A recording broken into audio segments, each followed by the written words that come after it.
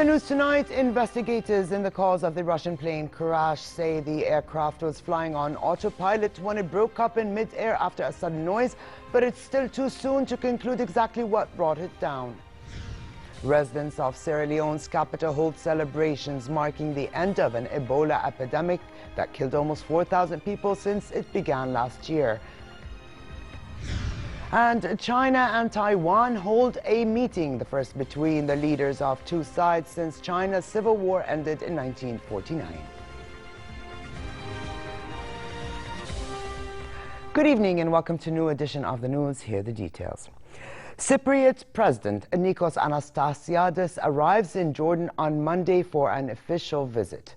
During his several-day visit, Anastasiadis will hold talks with His Majesty the King on bilateral relations as well as developments on the regional and international levels. The Cypriot President will also meet with a number of senior Jordanian officials. At a joint news conference at the Royal Cultural Centre today, Minister of Planning and International Cooperation Imad Fakhouri and State Minister for Media Affairs Mohammed Al-Momani, alongside the Director General of the Statistics Department, spoke about the 2015 population and housing census, saying it is a legal entitlement that takes place every 10 years. The census will kick off at the end of this month and aims to assist government institutions to carry out informed planning based on data. The goal is purely economic and developmental and involves no other dimensions, they said. The ministers urged citizens to cooperate in the effort as a national duty. They said the outcome of the census will provide decision makers with demographic and economic indicators that will help upgrade basic services.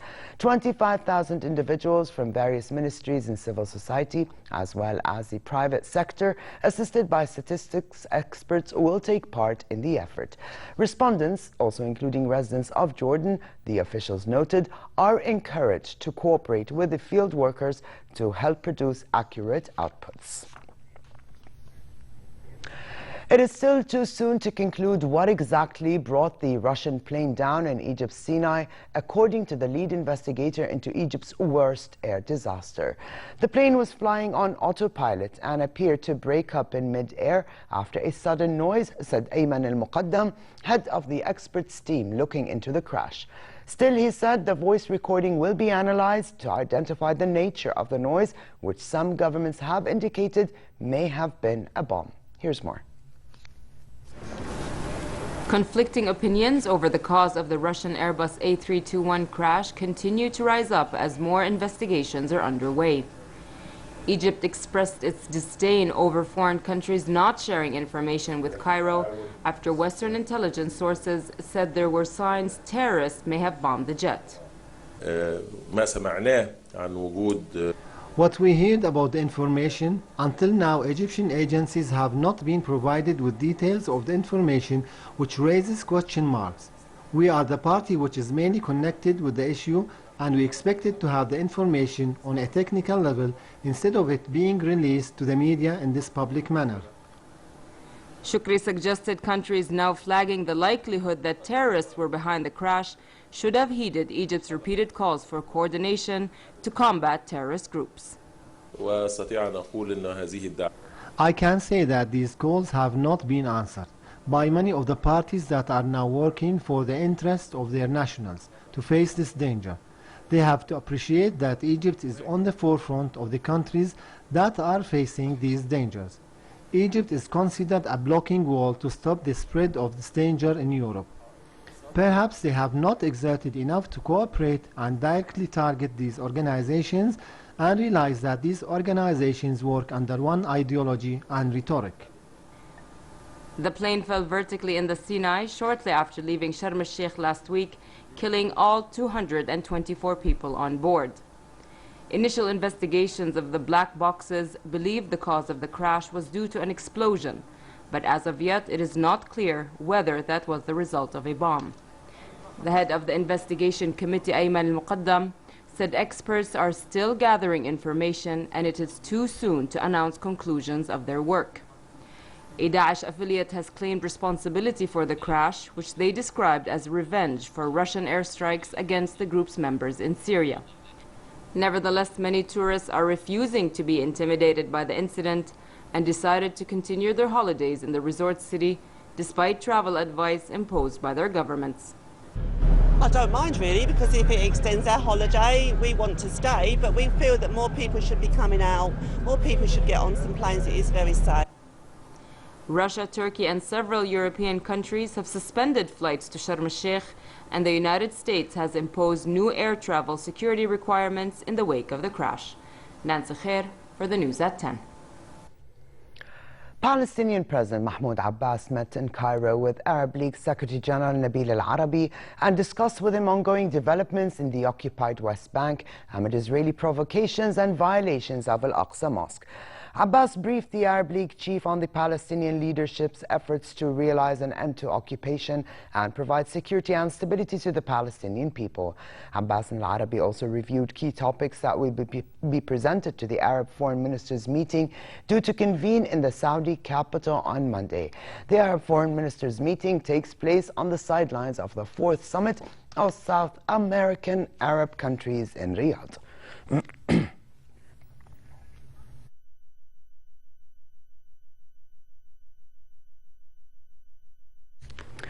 U.S. and coalition warplanes carried out 20 airstrikes against Daesh in Iraq and Syria yesterday, according to a U.S. military statement released today.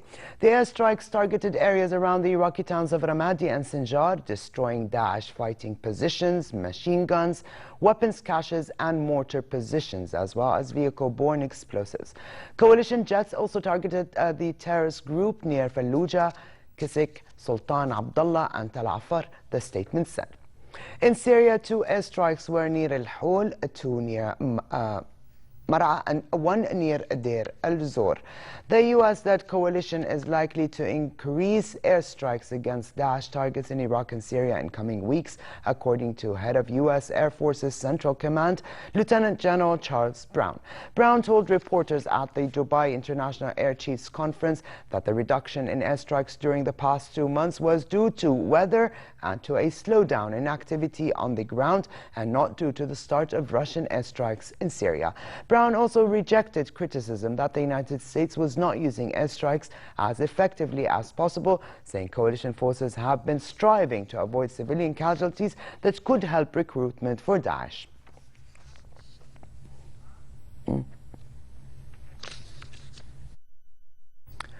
Bombs in and around Baghdad killed at least 9 people, among them 5 members of the security forces.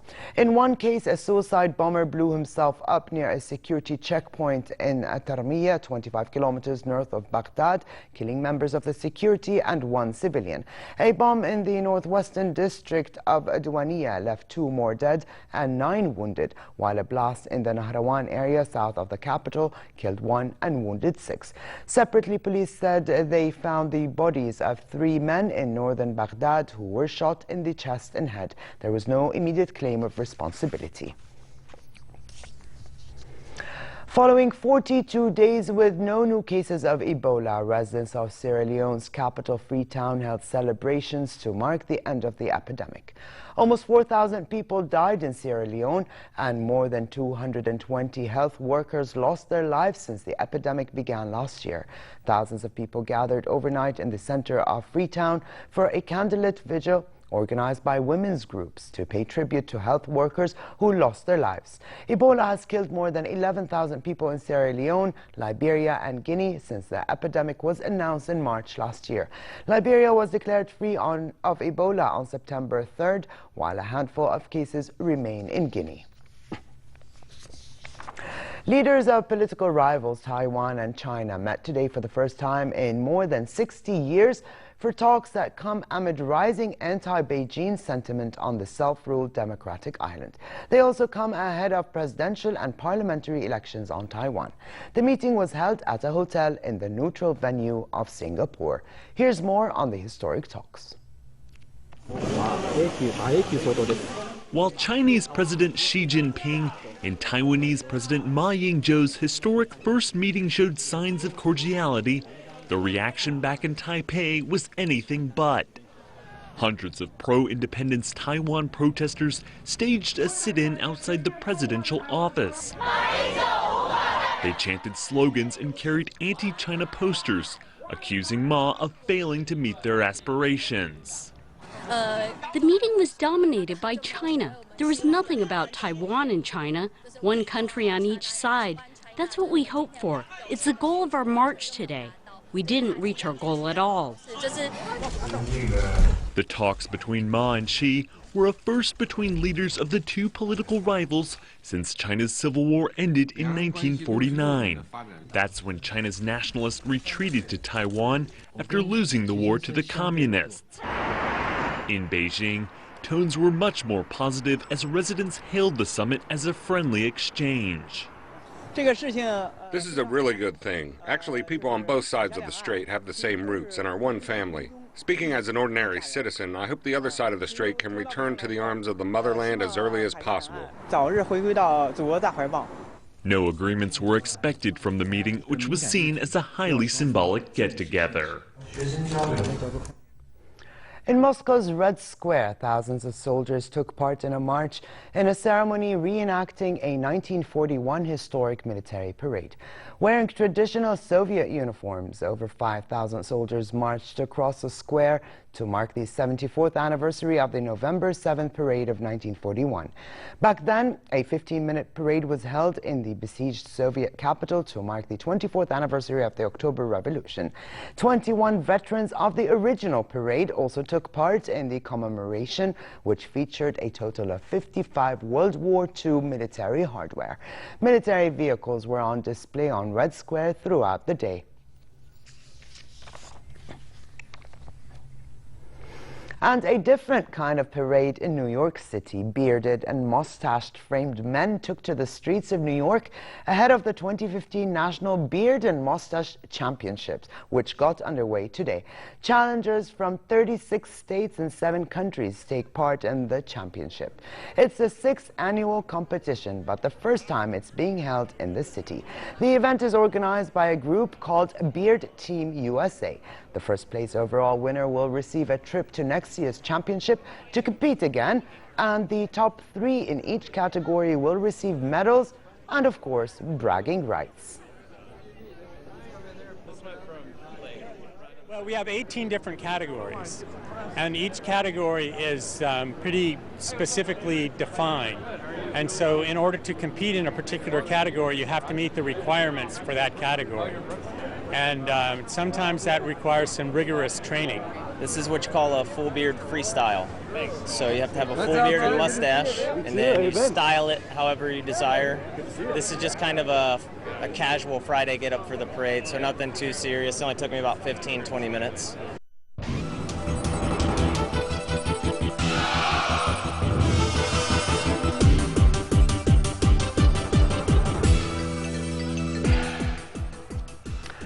World number 3 Andy Murray reached his first Paris Masters final when he outpaced Spanish 8th seed David Ferrer despite a few off moments. The British 2nd seed lost his focus at times, but eventually had more in store to set up a showdown with either world number 1 Novak Djokovic or French Open champion Stan Wawrinka. He won 6-4, 6-3.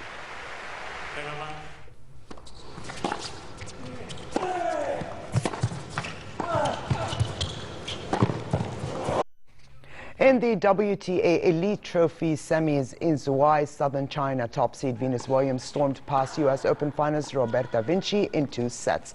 The 7-time Grand Slam winner wrapped up the match in 65 minutes, winning 6-2, 6-2.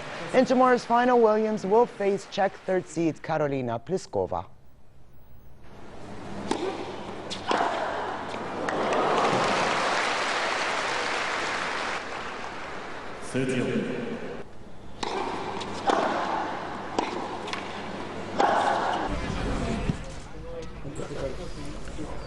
Barcelona are preparing to host Villarreal in La Liga tomorrow in what coach Luis Enrique believes will be a testing fixture.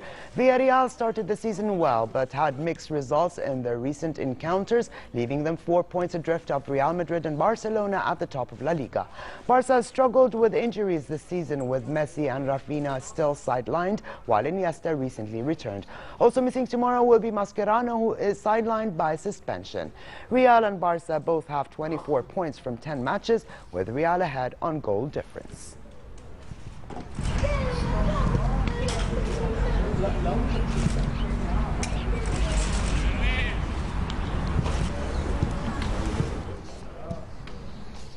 And finally, it'll be relatively cold for the rest of tonight, with a chance for light rain in the northern and central regions and westerly moderate winds. Similar conditions prevail tomorrow, with a continued chance for rain in the northern and eastern regions with northwesterly moderate to brisk winds. The Gulf of Aqaba should expect fair conditions with northerly moderate to brisk winds and slightly high seas. Here now is the local temperatures forecast for tonight and tomorrow.